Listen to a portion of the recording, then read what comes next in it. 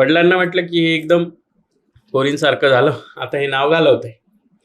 म्हणून वडिलांना वाटलं थोडासा बळकट होईल, जरा काहीतरी तब्येत होती छान माझी, की हा जरा काहीतरी शिकेल, जरा मर्दासारखा वागेल, म्हणून मला मिलिटरी कॉलेजला टाकलं. बर. आता बघा गंमत, मी 5 वर्ष मिलिटरी कॉलेजला शिकली. हो.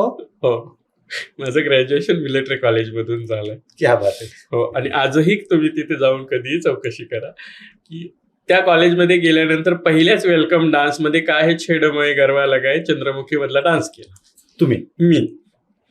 खाली मस्त धोती, वरती ते असं फ्लेअरचं, आणि मस्त छान काजळ लिपस्टिक तयारी वगैरे करून मी म्हटलं काहीतरी वेगळं. कॉलेजमध्ये आपली एक छाप डान्सर म्हणून छापच राहिली पाहिजे.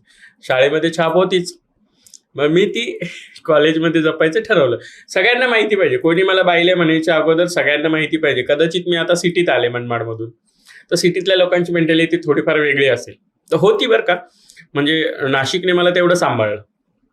मुलांनी माझ्याशी मैत्री केली, कारण मी ज्या दिवशी वेलकम डान्स केला तेव्हा ती जी झटके ते सगळं बघून, माझ्या भाषेत मी झटकेच म्हणते कारण ते सगळे म्हणायचे असे, तर ते सगळं बघून म्हणजे माझं चंद्रमुखीचा चित्रपट होता, म्हणजे तो त्याच्यात चंद्रमुखी होती, म्हणून माझं नावच चंद्रमुखी ठेवलं. क्या बात आहे. आता सागरची साखराबाई झाली, साखराबाईची चंद्रमुखी झाली.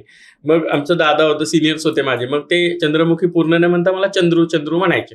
म्हणजे अगदी 1-2 शिक्षक पण मला चंद्रूच म्हणायचे.